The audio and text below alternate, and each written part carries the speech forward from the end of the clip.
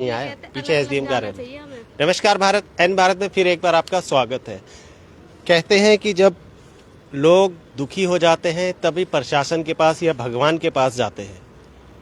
यहाँ बात आ रही है कि सरकार एक तरफ कहती है कि विकास हुआ है और विकास के नाम पर खोखले दावे साबित होते हैं। आपको बता दें कि आज हमारे सामने एक केस आया है, एक वाकया है जहाँ सरकार ने इंडस्ट्रियल लैंड ली, इंडस्ट्री को वहाँ पे शिफ्ट किया, मगर आज भी कुछ उद्योग ऐसे हैं जो घरों में चल रहे हैं और उसके आसपास रहने वाले जो घर हैं वो काफ़ी परेशान हैं। कहीं कहीं तो इतना ध्वनि प्रदूषण होता है, आवाज़ होती है, ज़मीन कांप जाती है, पावर प्रेस लगी हुई है, उसकी इतनी आवाज़ होती है कि छोटे छोटे बच्चे सोते सोते डर जाते हैं। और ऐसे मरीज़ जो दिल के मरीज़ हैं वो बिल्कुल ही, अगर मैं बात करूं तो मौत के नज़दीक खड़े हैं। कभी भी उनकी जीवन लीला समाप्त हो सकती है। कौन होगा इन सब का दोषी? जब सरकार कहती है कि उद्योग रिहायशी इलाके में नहीं होंगे, मगर आज भी कई ऐसी कॉलोनियां हैं, कई ऐसी जगह है जहां पर उद्योग रिहायशी इलाके में हैं। बार बार लोग शिकायत करते हैं, कंप्लेंट करते हैं, मगर सुनवाई नहीं होती। ऐसे ही हमारे साथ शख्स जुड़े हैं। आज बात करेंगे हम दीपक त्रिपाठी जी से। दीपक त्रिपाठी जो सोशल एक्टिविस्ट भी हैं, बात करें। दीपक जी, आज आप एसडीएम कार्यालय पे क्यों आए हैं? जी धन्यवाद निश्चित जी, आप आज यहाँ पहुँचे हैं जी। मैं यहाँ पे अपनी एक शिकायत जो मैंने दे रखी थी एसडीएम कार्यालय में, काफ़ी समय हो गया था, लंबा समय हो गया था। काफी कितना मतलब कब दी थी आपने? सर इस शिकायत को देते देते मुझे एक साल से ऊपर हो गया जी। किस चीज़ की शिकायत दी आपने? शिकायत है जी, हमारे जो कपड़ा कॉलोनी रिहायशी एरिया है, एयरफोर्स रोड के नज़दीक जो सेक्टर 50 में आता है जी, वहाँ पर कई सारी इंडस्ट्रियाँ चल रही हैं और ये इंडस्ट्री आज से नहीं, काफ़ी समय से चल रही है। ऐसा नहीं कि आज से चल रही है, उसमें कुछ नई इंडस्ट्रियाँ भी खुलती जा रही हैं। अच्छा, मतलब पुरानी तो चल ही रही है, नई और खुल रही है? हाँ जी, नई इंडस्ट्रियाँ भी खुलती जा रही है और वो इंडस्ट्री ऐसी हैं जिनमें प्रदूषण वाला काम होता है सारा। प्रदूषण किस तरह का? सर धुआं आ रहा है? ज़्यादातर प्रदूषण तो ध्वनि का है इसमें। मतलब पावर प्रेस जैसे आवाज़ होती है? ऐसी मशीनें हैं, पावर प्रेस होगी, ग्राइंडिंग मशीनें होगी, जनरेटर हो गए, डीजल के जनरेटर भी हैं इसमें, और ड्रिल मशीनें होगी। इसके अलावा कहीं ऐसे भी हैं जहाँ प्लास्टिक का काम होता है, कोयले का काम होता है, जैसे भट्टिया का काम होता है, जिससे वायु प्रदूषण भी होता है। तो अगर रिहायशी इलाके में भट्टी से इंडस्ट्री चल रही है, अगर कल को कोई हादसा होता है तो एक बड़ा नुकसान हो सकता है। बिल्कुल सर, बड़ा नुकसान। और ऐसे आपने देखा भी होगा, कई बार हमारे मीडिया में आया भी है कि जो रिहायशी एरियो में कमर्शियल गतिविधियाँ चल रही हैं, इंडस्ट्री चल रही है, उनमें बड़े बड़े हादसे हुए हैं। कहीं कुछ सर्किट हो गया तो इससे पूरे आस पड़ोस में जो रहते हैं उससे जान माल की बहुत हानि हुई है। तो इसी सिलसिले को ध्यान में रखते हुए कि जान और माल की हानि ना हो, किसी के स्वास्थ्य को नुकसान ना हो, किसी का दिक्कत ना हो, मैंने ये शिकायत एक अभियान छेड़ा था कि रिहायशी एरियो में जो उद्योग चल रहे हैं अवैध रूप से और प्रदूषण युक्त, वो बंद किए जाएँ। दीपक जी, एक बात काटूंगा, आप एक एक्टिविस्ट होने के साथ साथ एक मेडिकल लाइन से भी जुड़े हुए हैं। जी जी जी। ध्वनि प्रदूषण, अगर कोई हार्ट पेशेंट है, दिल का मरीज है, तो उस पर असर पड़ता है कि नहीं पड़ता है? बिल्कुल सर, मैं एक फार्मासिस्ट भी हूँ और ये ध्वनि प्रदूषण, इसको तो स्वयं जो हमारा सेंट्रल प्रदूषण कंट्रोल बोर्ड है वो भी मानता है कि ध्वनि प्रदूषण ह्यूमन बीइंग की लाइफ पर बहुत नुकसानदायक होता है, क्योंकि हर एक चीज़ की एक वो मात्रा मतलब निर्धारित होती है। और इस एरिया में आप जाके देखोगे इतनी ध्वनि प्रदूषण तेज़ी से हो रहा है वहाँ पे। लाउड, आप जैसे सोच सकते हो कि जनरेटर का कैसा होता है, और लाउड ये जो पावर प्रेस मशीनें होती है, इनसे दिल और दिमाग पर बहुत ही गहरा प्रभाव पड़ता है। बच्चों पे क्या असर रहता है? बच्चों पर तो बहुत ज़्यादा असर होता है। बच्चों का विकास रुक जाता है। अगर आप प्रदूषण के वाली जगहों पर रहते हैं जहाँ प्रदूषण होता है तो उनसे विकास, बच्चों की जो ग्रोथ होती है, मानसिक विकास होता है, वो रुक जाता है। क्योंकि बच्चों, छोटे छोटे बच्चे होते हैं आज के समय में, वैसे ही दिमागी टेंशन बहुत ज़्यादा लोगों के परेशान है। और जब ये प्रदूषण वाली चीज़ें घर के आसपास होती हैं, मशीनें होती हैं, भारी भारी मशीनें, उनकी आवाज़ ऐसी होती है, बच्चों का पढ़ना लिखना मुश्किल होता है घरों में। छोटे छोटे बच्चे अपनी पढ़ाई लिखाई कैसे करेंगे? बच्चों की सुनाई, जो सुनने की शक्ति है, उस पर भी कोई असर पड़ता है? बिल्कुल, बच्चों की ये जो ध्वनि प्रदूषण से बच्चों की सबसे ज़्यादा प्रभाव जो इसी पड़ता है, सुनने की शक्ति कम हो जाती है। हमारी भी कम होगी सुनने की शक्ति, कहीं ना कहीं हमने भी इस फील्ड को। मानसिक तनाव एक सबसे बड़ा कि डिप्रेशन में चला जाता है आदमी। आप लगातार आप किसी मशीन की आवाज़ में, पोल्यूशन की आवाज़ में रहेंगे, ध्वनि प्रदूषण के, तो आपके एक दिमाग पे एक गहरा विपरीत प्रभाव पड़ेगा। आपको अशांति फील होगी और कहीं ना आप तनाव में मानसिक चले जाएंगे। ऐसे मामले भी सामने। जो मशीन आपके घर के आसपास लगी है, कंपन भी होती होगी उससे? बिल्कुल सर, इससे कंपन। तो आपका घर जो आपका बना हुआ है उसमें भी कंपन होती है, महसूस होता होगा? बिल्कुल सर, जब पावर प्रेस का स्ट्रोक लगता है कंपन होती है, जनरेटर चलता है, उसको धुआं भी आता है, तो दरारें भी पड़ जाती है मकानों में, कई बार हिल भी जाता है। और सबसे ज़्यादा प्रभाव, हादसा होने की उम्मीद? बिल्कुल सर, हादसा होने की उम्मीद है। कई बार तो जैसे हम एकदम से बच्चे सो जग जाते हैं या पढ़ाई करने में डिस्टर्बेंस होती है, नहीं पढ़ पाते, शोर इतना होता है और ये कंपनी रात भर चलती रहती है। एक चीज़ और, आप मेडिकल से जुड़े हुए हैं, जहाँ तक मेरी जानकारी है, अगर किसी बच्चे या किसी शख्स को झटके से उठाया जाए तो उसकी मृत्यु भी हो सकती है। मृत्यु भी हो सकती है जी, अटैक भी आ सकता है और गहरा मानसिक आदमी मेंटल डिप्रेशन में जा सकता है। तो कई सारे मुद्दे हैं हेल्थ के, स्वास्थ्य के। देखो, स्वास्थ्य को लेकर हम काम कर रहे हैं, हमारी सरकार भी काम कर रही है। कोरोना में भी आप स्वास्थ्य को लेकर बहुत चिंतित है सरकार। तो कोरोना भी है, उसके साथ साथ ये जो प्रदूषण वाली मशीनें हैं, जो उद्योग हैं, सबसे ज़्यादा इनसे जो नुकसान पहुंच रहा है हमारे आस पड़ोस को, समाज को, इनको पूरी तरह से बंद होना चाहिए था। इसकी शिकायत को लेकर मैंने आपकी 18 फरवरी को शिकायत दी थी। ये देखिए, आप शिकायत देख सकते हैं, ये शिकायत है रियासी इलाके देख लें आप। रियासी इलाकों में चल रहे प्रदूषण उद्योग बंद करने हेतु, जिसमें मैंने आपके प्रदूषण नियंत्रण बोर्ड को लिखा है, आपके बड़कर साहब को लिखा और नगर निगम को भी लिखा है। 18 तारीख को दी शिकायत मैंने 14/10/2020 को दी है, 18/2/2021 को दी है, 17/5 को, 5/6 को, इस तरह क्रम में मैंने कम से कम शिकायत देते 2 साल हो गए मुझे। तो और आप एसडीएम साहब से मिले? एसडीएम साहब से मैं बीच में 2-3 बार उनके कार्यालय पर आया था मिलने। एसडीएम पंकज जी बैठे भी हुए थे, लेकिन उन्होंने मिलने से मना कर दिया था कि नहीं, मीटिंग में है, नहीं मिल रहे हैं, और बस ऐसे बोल के आप सीएम विंडो पे लगाई आपने? फिर मैंने परेशान होकर सीएम विंडो पे लगाई है शिकायत। ये देखिए, सीएम विंडो पे शिकायत में 27/12 को लगाई थी। तो वहाँ से कोई कार्रवाई के आश्वासन? सर, सीएम विंडो सिर्फ एक दिखावा मात्र है मेरे हिसाब से, तो क्योंकि सीएम विंडो पे हमने कई शिकायतें दी मनुष्य प्रदूषण को लेकर, उस पर बस मामला एक दूसरे पर टालते रहते हैं और एंड में जाके इस पे प्रक्रिया के ये मामला हमारे संबंधित नहीं है, इसको बंद कर दिया जाए। कहीं ना कहीं भ्रष्टाचार, बस सर, ये देखो भ्रष्टाचार है, क्योंकि जो ये उद्योग चल रहे हैं रिहायशी एरिया में, पहली बात तो उद्योग अधिकृत नहीं है नियमानुसार। अभी बीच में मैंने एक आरटीआई भी लगाई थी, नगर निगम से जवाब मांगा था कि हमारे इस एरिया में कितने उद्योग चल रहे हैं और किस नाम से चल रहे हैं, उनको किसकी तरफ से परमिशन दी गई। दोनों आरटीआई में फर्स्ट अपील लगाई थी और सेकंड अपील, कोई जवाब नहीं दिया उन्होंने। तो कहीं ना कहीं सीधा बात है कि भ्रष्टाचार, पैसा पहुंचता है इन अवैध उद्योगों से, उनको नगर निगम को या आपके लीजिए प्रदूषण विभाग को या एसडीएम साहब को। मगर ये कहते हैं कि भ्रष्टाचार मुक्त सरकार है हमारी। देखो, भ्रष्टाचार मुक्त सरकार कहना बहुत आसान होता है, कहने को कोई भी कहता है कि भ्रष्टाचार मुक्त सरकार है, लेकिन जब धरातल पर जो आदमी जिस आदमी बीत रही होती है, जो आदमी परेशान होता है, वो जब ऑफिसों के चक्कर काटता है, कार्यालयों के चक्कर काटता है, उसकी सुनवाई नहीं होती, उसकी समस्या का समाधान नहीं होता, तो आप समझ लीजिए कि कितना ईमानदार से काम हो रहा होगा।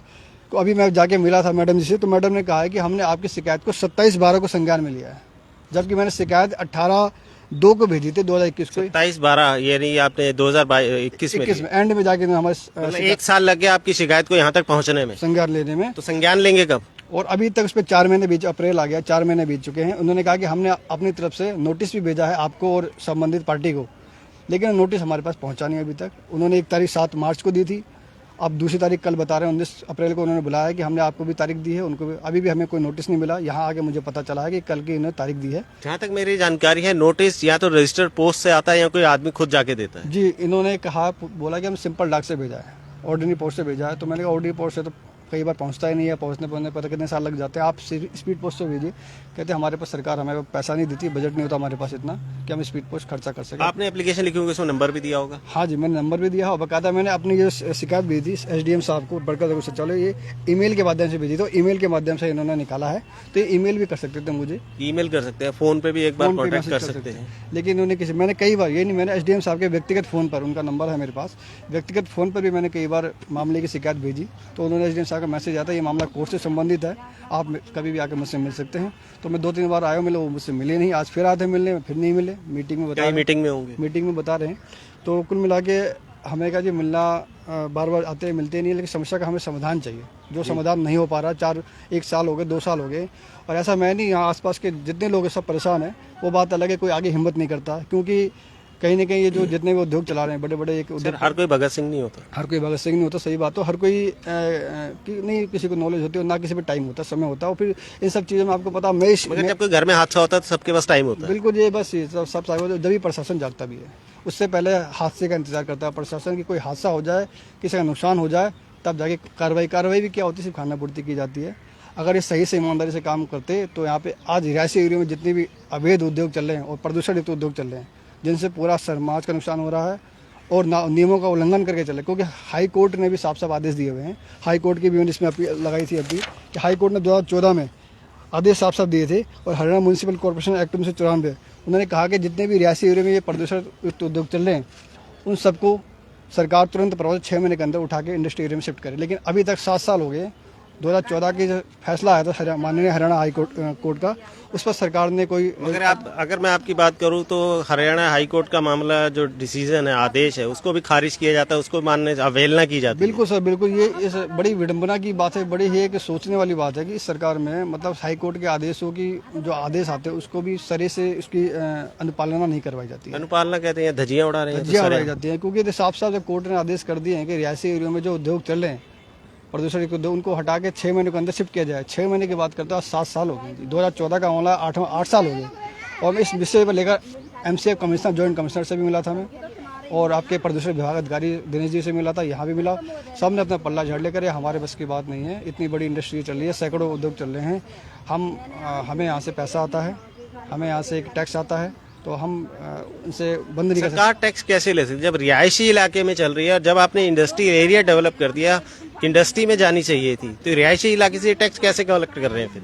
बस सर, कुल मिला के यही है कि इनको जनता के स्वास्थ्य की, जनता के जान माल की कोई चिंता नहीं है। मैंने कहा था कि आप टैक्स आ रहा है तो इसका मतलब ये थोड़ी है कि कोई भी आदमी पावर प्रेस चलाएगा, घर के साथ जनरेटर चलाएगा, जिससे व्यक्ति के स्वास्थ्य पर विपरीत प्रभाव पड़ा है, हार्ट की बीमारी हो रही है, मानसिक तनाव हो रहा है, बच्चों की पढ़ना लिखना मुश्किल हो गया, सोना मुश्किल हो गया। मतलब आपको कोई भी टैक्स दे दे सरकार को और कुछ भी गलत काम कर ले, क्या ये सरकार ने छूट दे रखी है? क्या नियम ये कहता है कि आप पैसे दे दो और किसी भी तरह की गलत गतिविधियां शुरू कर दो, तो फिर फायदा क्या हो गया ऐसी सरकार का और ऐसे नियम और ऐसे कानून का?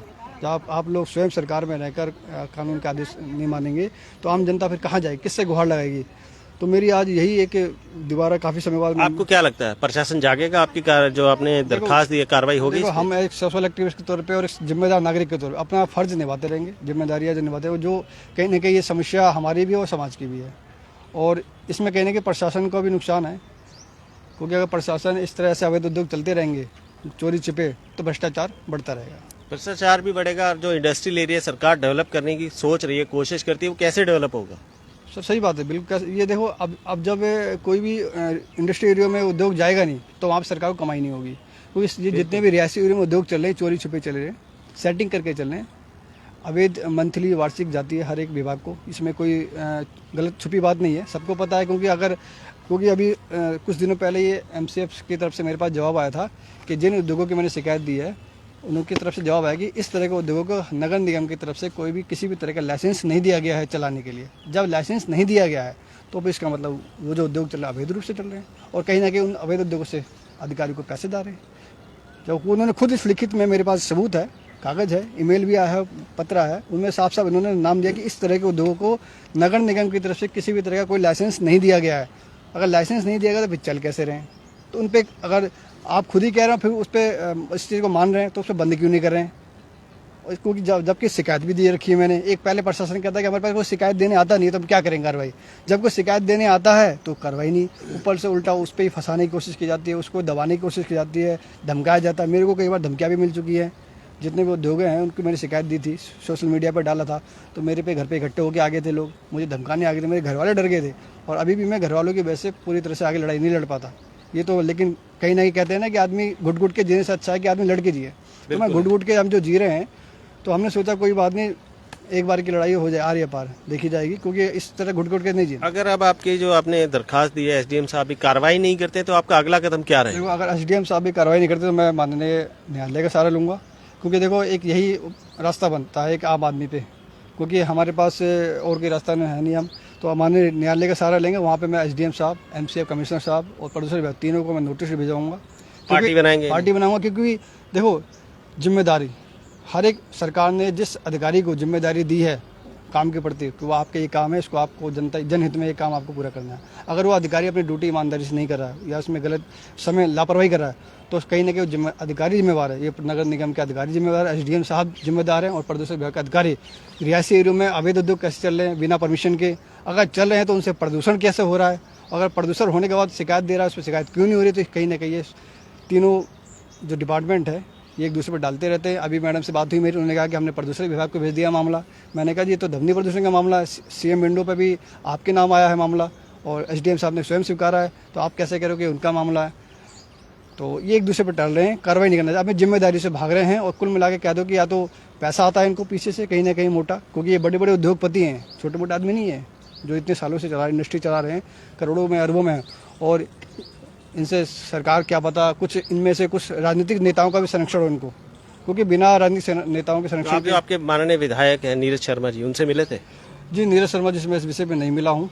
हालांकि मैंने ये सोचा कि देखिए इस पे विधायक का ये पहले माननीय एक प्रशासनिक मामला है, तो प्रशासनिक अधिकारियों को ही इन पे जाया जाए, क्योंकि नीरज जी भी ये कहते हैं कि भाई आप संबंधित अधिकारी को शिकायत दी जाएगा, शिकायत पे कार्रवाई नहीं होती तो हम उनसे भी मिलेंगे, क्योंकि उनसे मिलने का मामला मेरे ख्याल से अभी है नहीं, ऐसा कुछ लगता है वो बंद नहीं करवा पाएंगे। बंद तो क्योंकि जब वो भ्रष्टाचार के खिलाफ आवाज उठा रहे तो यहाँ पे भी कहीं ना कहीं देखा जाए तो सभी अधिकारी भ्रष्टाचार में लिप्त नजर आ रहे हैं। देखो कहीं ना कहीं सर आजकल आपको पता है राजनीतिक वोट है, वोट के लालच में लोग इतने अंधे हो जाते हैं कि उन्हें गलत सही नहीं दिखता, सही को गलत, गलत को सही कर देते हैं। मैं आप सीधी बात करता हूँ, जो है कोई भी आदमी हो, चाहे मंत्री हो चाहे वोट सबको सत्ता चाहिए, वोट चाहिए। अगर मैं अकेला शिकायत देने जाता हूँ, बताने जाता हूँ और 10 लोग इकट्ठे होकर पहुंच जाते हो, पैसा पहुंचा देते हैं तो उनकी सुनवाई होती है, वो वहाँ से क्योंकि वोट बैंक बन गया, पैसा मिल गया। मेरे यहाँ से क्या मिलना है?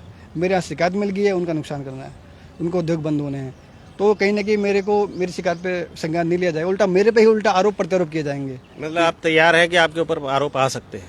बिल्कुल सर तैयार है, तैयार तो होना पड़ता है जब काम करते हैं। आप हालांकि एक कदम फूक के रखना पड़ता है बड़ी सोच समझ के, क्योंकि इससे पहले भी मेरे पे इन्होंने इंडस्ट्री वालों ने एक डराने की कोशिश की थी कि आप पे पैसों का लेने का आरोप लगाएंगे कि आपने हमसे पैसे मांगे हैं, उसके एवज में इंडस्ट्री चला, पैसे दो आप हमें। तो ये ऐसे आरोप लग सकते हैं, रिश्वत के आरोप आम बात लग सकता है कोई भी, लेकिन हमें इससे कतराना नहीं है, क्योंकि हमने कोई एक जनहित में काम किया है, समाज हित में किया है। सरकार के जो योजनाएं हैं, सरकार की योजनाएं भी है जनता को लाभ पहुंचाना, जनता के स्वास्थ्य की रक्षा करना। उसी क्रम में सरकार के योजनाओं को, सरकार की जो नियम है उनकी पालना करवाने को लेकर मैं ये लड़ाई लड़ रहा हूँ। और इसमें मुझे उम्मीद है प्रशासन से, यहाँ के माननीय जो एसडीएम साहब हैं पंकज सेतिया जी हैं, और नगर निगम के जो यशपाल यादव जिनका बहुत नाम है, जिन्होंने कभी बड़े बड़े अवैध कब्जे हटवाने की बातें करते हैं, हमें भी उम्मीद है, मैंने उनको भी शिकायत दी है कि जो ये उद्योग चल रहे हैं, क्योंकि ये निगम के अंदर आती है, एरिया सारा एमसीएफ के अंदर आता है, जो उद्योग चल रहे हैं उनको बंद किया जाए, क्योंकि इन उद्योगों से जान का नुकसान हो रहा है, व्यक्ति के स्वास्थ्य का, क्योंकि इसमें बहुत भारी भारी power press generator, diesel generator जो बैन है, डीजल जनरेटर चल रहे हैं खुलेआम।